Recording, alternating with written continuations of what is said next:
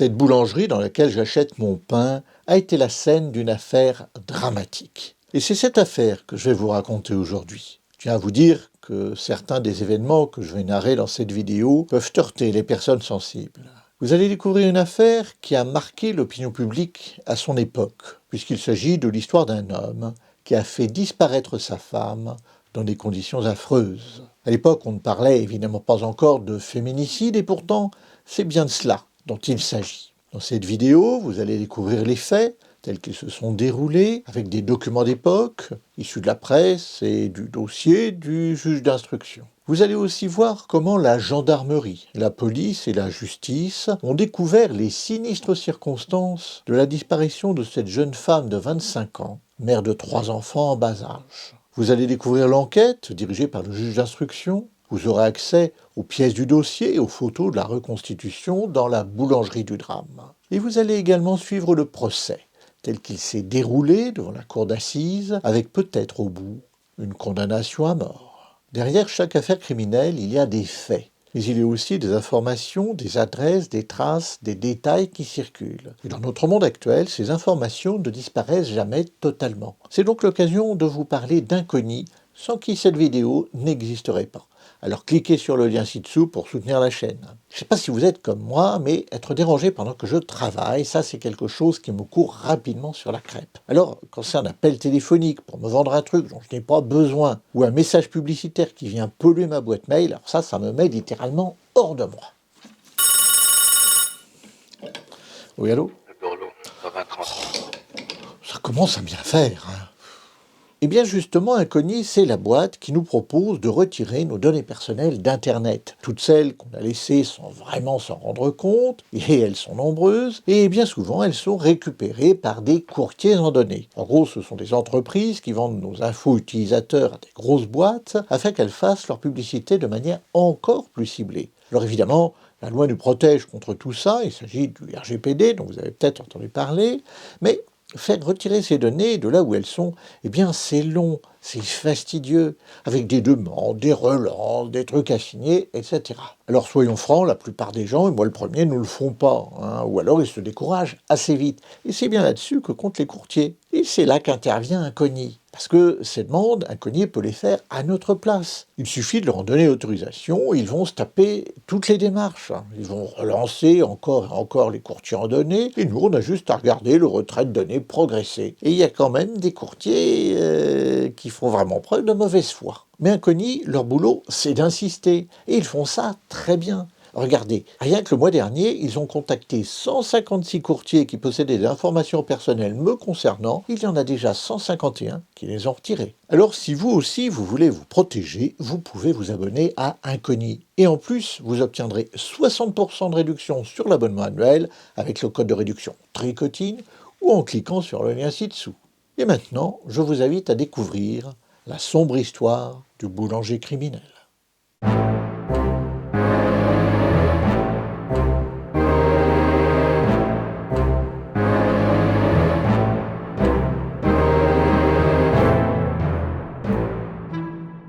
Tout commence dans une petite ville du sud Touraine nommée La Haye-des-Cartes. Nous sommes au mois d'octobre 1957 et un homme marche tranquillement dans la rue avant d'entrer dans la gendarmerie. Il déclare s'appeler Pierre Duport et habiter dans la commune voisine de La Celle-Saint-Avant. Il vient déclarer la disparition de sa femme, qui est absente depuis 3 jours du domicile conjugal.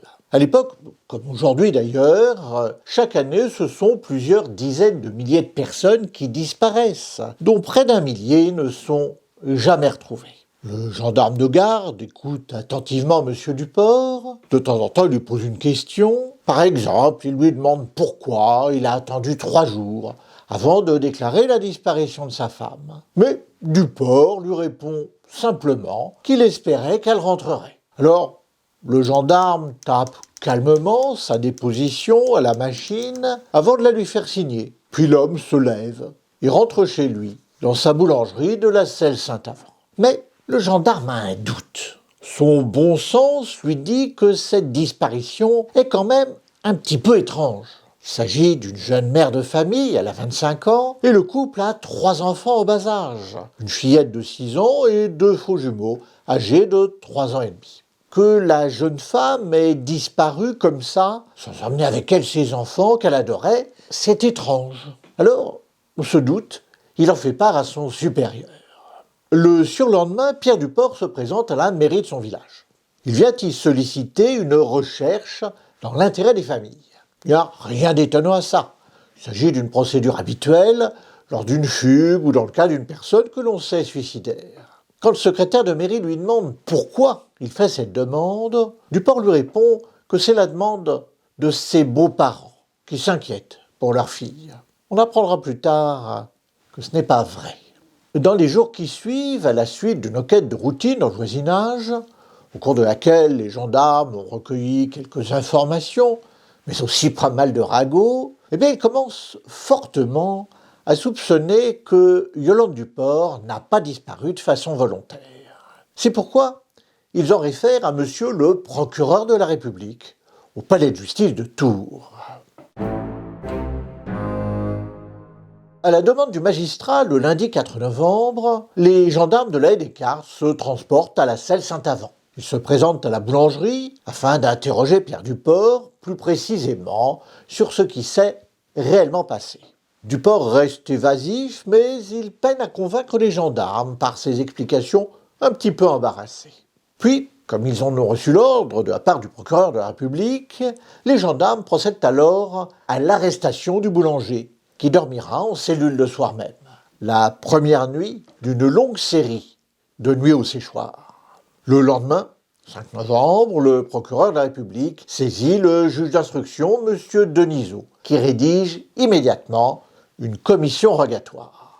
Il s'agit d'un acte dans lequel le magistrat demande au SRPJ d'Orléans, le SRPJ, le service régional de police judiciaire, de bien vouloir procéder à une enquête sur les circonstances de la disparition de Yolande Malacote, épouse Duport, disparue vers le 20 ou le 21 octobre à la Selle Saint-Avant. Commence alors une longue instruction. Ça n'est qu'un an plus tard, le 31 octobre 1958, que M. Denisot clôture cette enquête en rédigeant son ordonnance de clôture. Comme son nom l'indique, l'ordonnance de clôture, c'est un acte qui renvoie l'accusé devant ses juges. Et ces juges, ce seront ceux de la cour d'assises. Mais n'anticipons pas. Quelques jours après le début de l'enquête, début novembre 1957, Duport est auditionné par la police judiciaire d'Orléans, qui pour l'occasion s'est déplacé à Tours. Et rapidement, Duport avoue l'impensable. Au cours d'une dispute, il a étranglé sa femme et il a fait disparaître son corps en le faisant brûler dans le four à pain. Une perquisition est rapidement organisée dans la boulangerie de la Selle Saint-Avant, qui évidemment est maintenant fermée, et comme l'avait décrit Duport, les policiers et les gendarmes dépêchés sur place découvrent le reste de sa femme dans la porcherie, derrière la maison, là où l'avait simplement vidé l'éteignoir, ce seau métallique dans lequel on met les braises encore chaudes afin de permettre au four de refroidir. Une visite au premier étage, où le couple et leurs 3 enfants habitaient, permet aussi de retrouver les vêtements, les chaussures et même les papiers d'identité de la victime. Quelques jours plus tard, Yolande Malacote est enterrée, sous les yeux de la presse toujours curieuse de sensationnel. Il est bien petit le cercueil contenant les restes de Yolande, que ses parents veillent avant de le mener ensuite au cimetière communal. De son côté, la justice poursuit son œuvre de vérité. M. Denisot, le magistrat instructeur, reconstruit patiemment le puzzle à partir des faits que l'enquête découvre peu à peu. Une reconstitution est rapidement organisée dans la boulangerie du crime, une reconstitution à laquelle Pierre Duport se prête patiemment, sous le regard attentif du juge d'instruction, des policiers, des gendarmes, mais aussi de son avocat, Maître Chautan. Son avocat, sans la présence duquel cet acte d'instruction serait évidemment illégal et serait déclaré nul.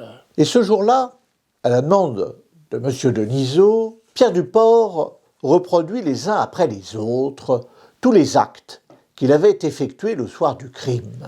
Et tandis que le photographe de la police judiciaire fixe sur la pellicule les différentes étapes de la soirée fatale, les détails de cette soirée sordide sortent peu à peu de l'ombre. Le soir du 20 octobre 1957, Pierre Duport rentre chez lui alors que Yolande achève de faire dîner les enfants. Il dîne seul, puis vers 21h, le couple va se coucher. Mais rapidement, une dispute éclate. Pierre Duport veut avoir un rapport avec Yolande, mais celle-ci ne veut pas. Il faut dire que depuis quelque temps, ils ne sont plus du tout en bons termes. Duport est un homme à femme. Il trompe la sienne avec tous les jupons qui passent, surtout d'ailleurs si ceux-ci sont portés par de toutes jeunes filles. Et de son côté, Yolande n'est pas en reste. L'instruction montrera d'ailleurs qu'elle aussi a mis des coups de canif dans le contrat de mariage. Son moniteur d'auto-école avouera avoir eu un écart de conduite avec elle dans un bois du côté de Neuilly-le-Brignon, et un gardien de la paix racontera peu ou prou la même chose, mais cette fois dans un champ de Topinambour.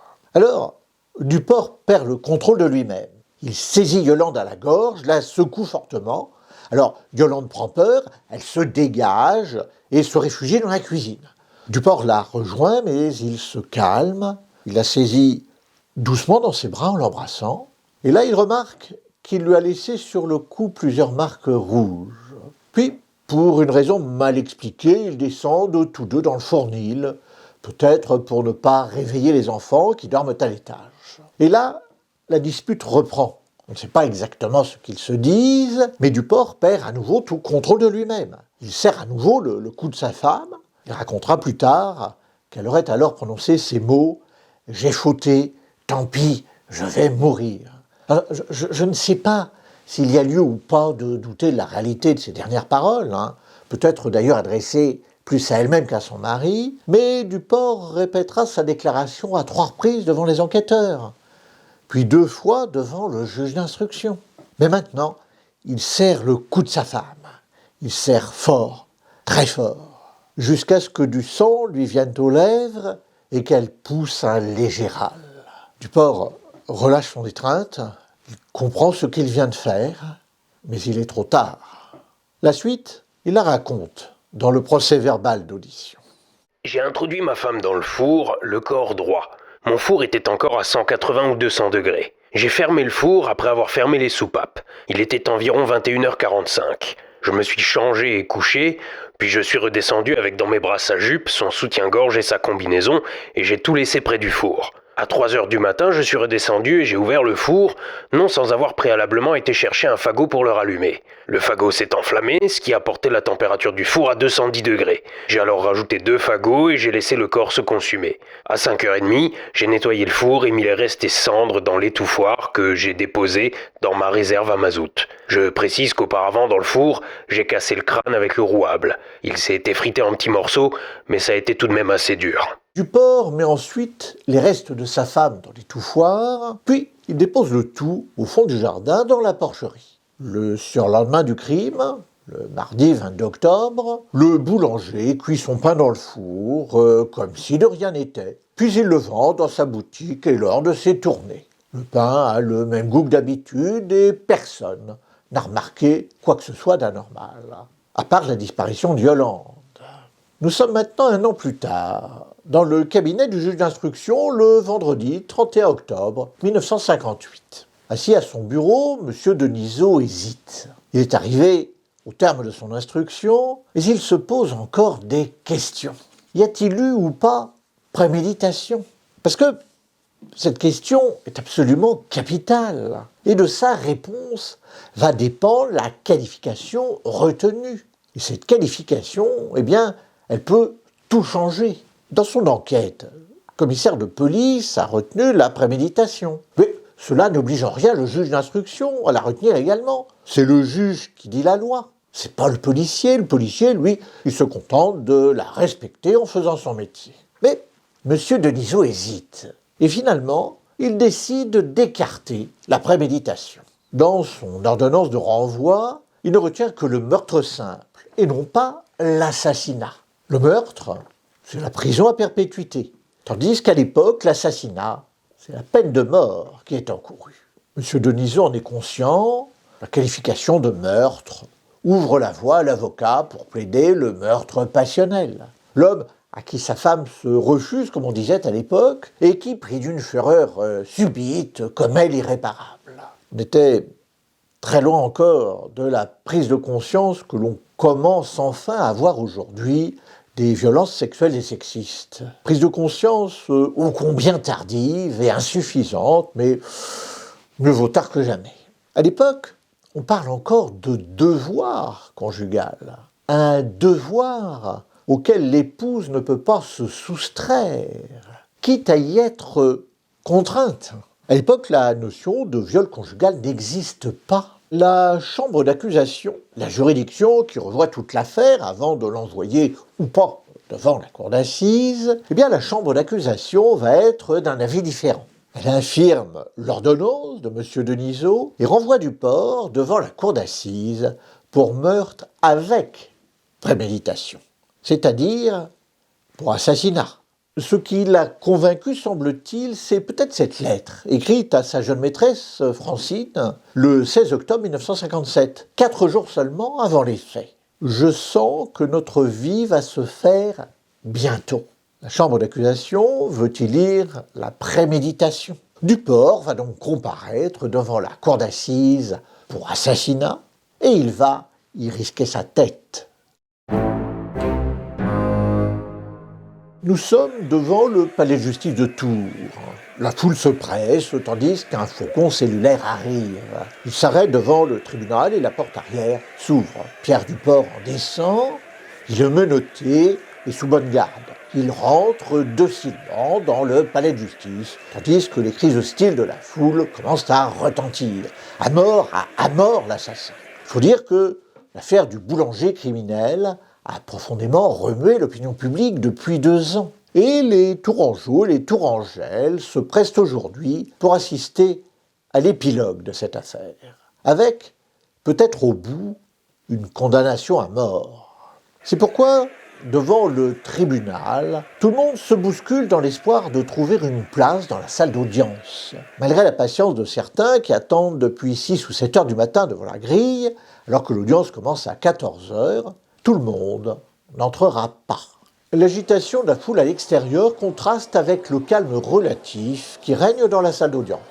Un léger brouhaha, un petit peu comme celui qu'on entend au théâtre avant le lever du rideau. Soudain, une sonnerie stridente retentit, suivie de la voix forte de l'huissier. « Mesdames, Messieurs, la cour !» Le public se lève tandis que les magistrats entrent et s'installent. Avant que le président de la cour d'assises, M. Després, ne déclare l'audience ouverte. Le premier condamné dans cette affaire n'est pas Duport, mais un journaliste. En effet, celui-ci a eu le tort de prendre quelques photos après l'ouverture des débats, et ça, c'est interdit depuis quelques années déjà. La loi nouvelle est entrée en vigueur en 1954. Et, pour l'avoir ignoré, ce journaliste nommé Maurice Durand est immédiatement condamné par le président de la Cour, qui en a le pouvoir, à une amende de 30 000 francs, environ 500 € actuels, ainsi qu'à la confiscation de son appareil photo et à la destruction de la pellicule. C'est à cette loi, qui restera en vigueur jusqu'en 2022, que je dois de ne pas pouvoir vous montrer de photos de l'audience, puisqu'il n'en existe pas. Alors que, par exemple, il en existe plusieurs du procès de Landru en 1921. Landru, auquel Duport a d'ailleurs été comparé à l'époque. L'intermède du photographe terminé, le président Després fait ensuite entrer l'accusé. Et dans le public, les coups se tendent à qui mieux pour voir à quoi au juste ça ressemble un assassin. Le premier acte de la pièce qui va se jouer pendant 2 jours commence. Et ce premier acte, c'est la désignation des jurés. Les jurés qui vont siéger aux côtés des 3 magistrats professionnels.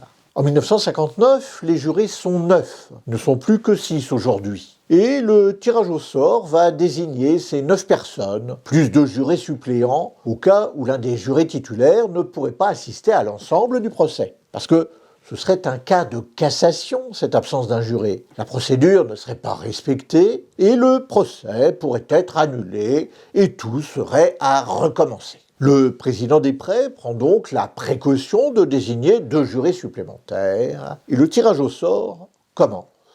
Aujourd'hui, les jurés sont tirés au sort à partir de la liste électorale, mais à l'époque, c'est encore sur une liste de notables établie par les maires de toutes les communes du département que ça se fait, histoire de s'assurer que les jurés soient des gens honorables. Ce n'est que dans les années 70, à la suite d'une réforme de Giscard d'Estaing, que les notables sont remplacés par le pur hasard du tirage au sort sur une liste d'électeurs. Ça a d'ailleurs eu pour effet de durcir les condamnations prononcées par les cours d'assises. Le président des prés commence par l'interrogatoire de l'accusé, comme le prévoit le tout nouveau Code de procédure pénale. Un code qui vient tout juste d'entrer en vigueur au début de l'année pour remplacer l'ancien code d'instruction criminelle qui datait de 1808 et qui était devenu complètement dépassé. C'est d'ailleurs à la suite d'une autre affaire qui se déroule elle aussi dans la région au même moment que les insuffisances du code d'instruction criminelle étaient devenues absolument flagrantes. Cette affaire, c'est l'affaire Marie Bénard. Pour ne rien vous cacher, dès le début de l'audience, Pierre Duport ne fait pas très bonne impression.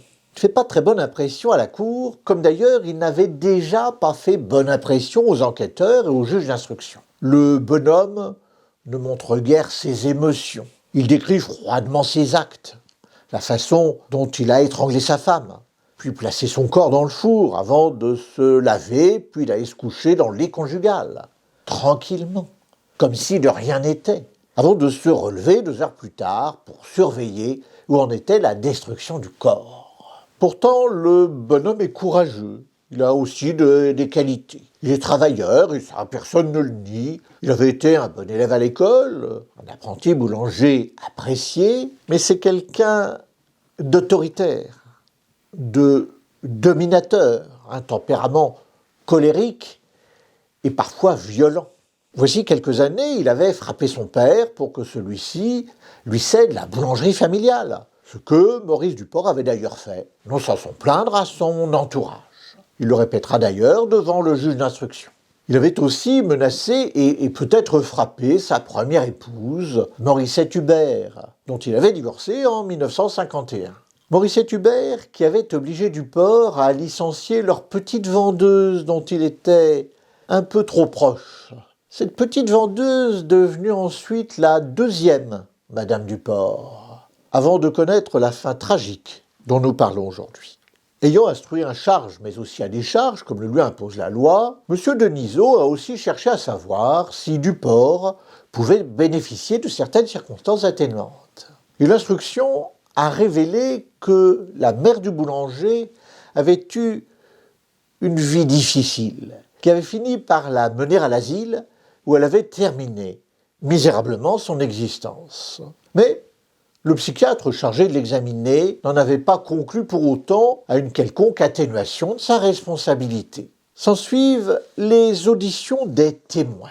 Hasard des circonstances, ils sont 12 comme les 12 membres de la cour d'assises qui les écoutent avec attention. Le greffier d'audience, M. Martin, a soigneusement consigné leurs noms dans son compte-rendu d'audience. Il y a là le docteur Rouault, le médecin légiste, qui a examiné les restes de Yolande, et le docteur Ciseret, le psychiatre, qui lui a examiné Pierre Duport.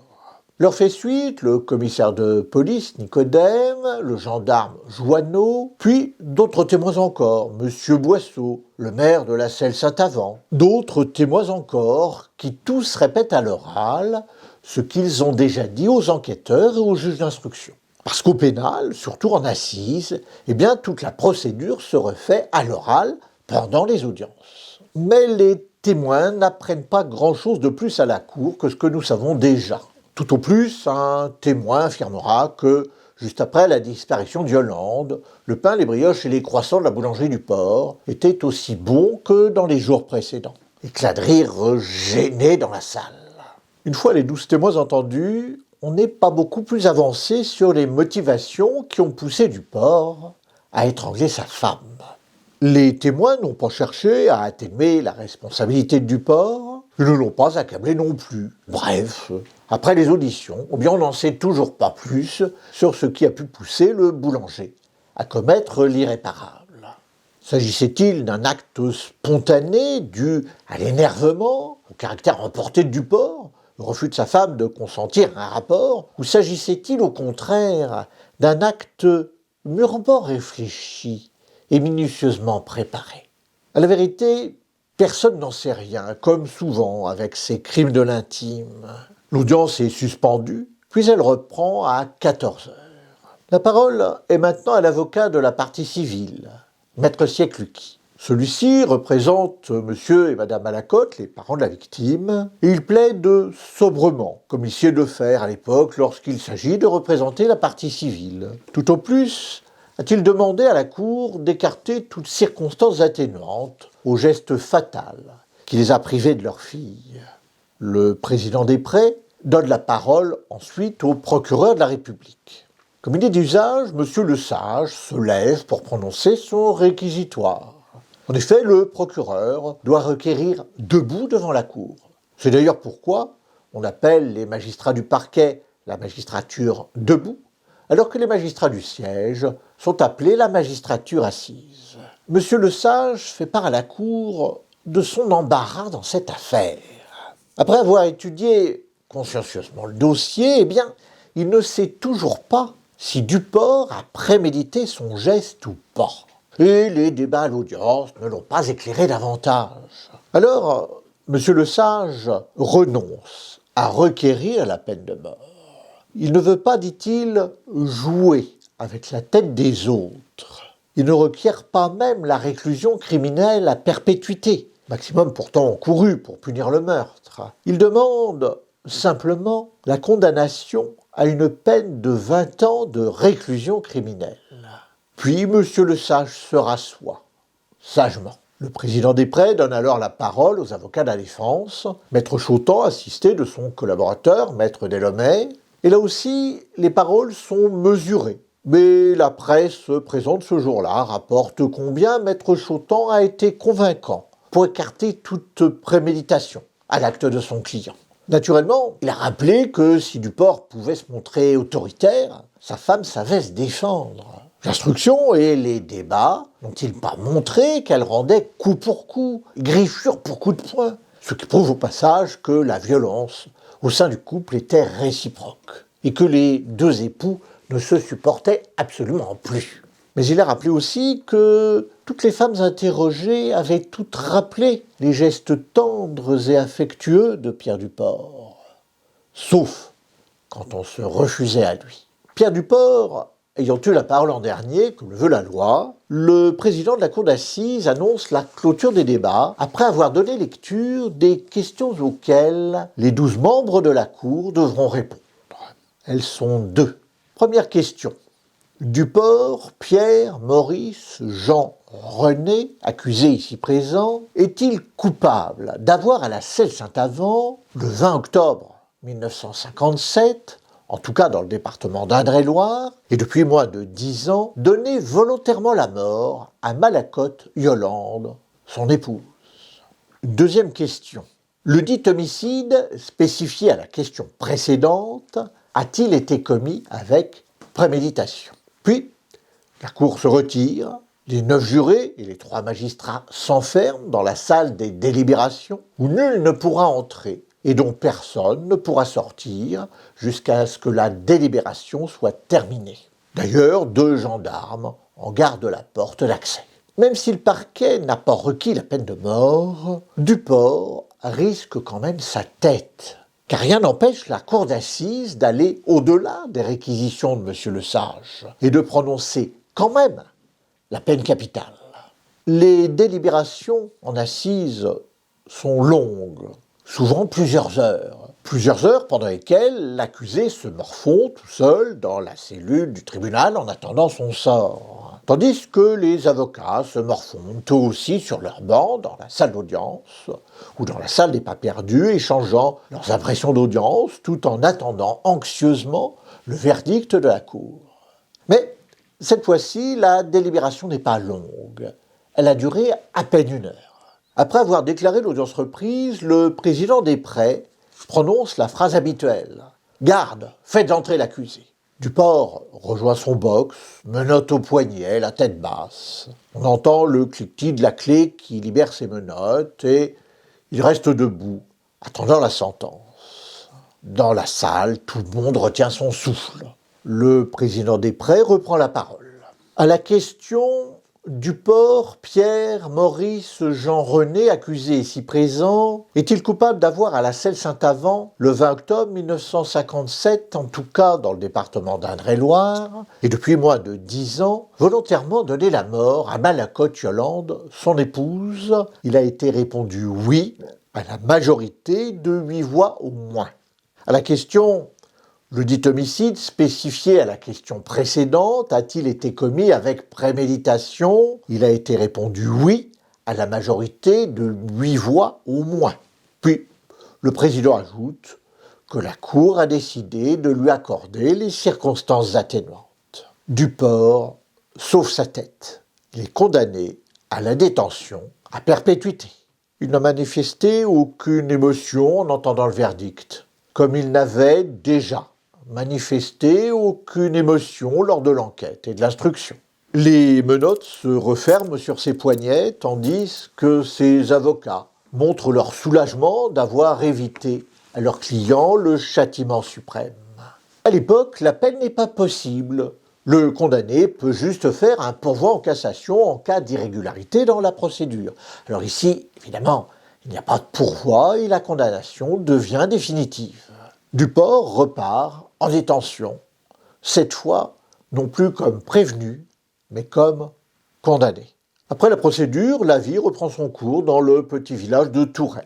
Peu à peu, le souvenir de cette horrible affaire s'estompe dans les mémoires, et aujourd'hui, seuls les vieux se souviennent encore qu'autrefois, le boulanger avait étranglé sa femme avant de faire disparaître son corps dans le four à pain.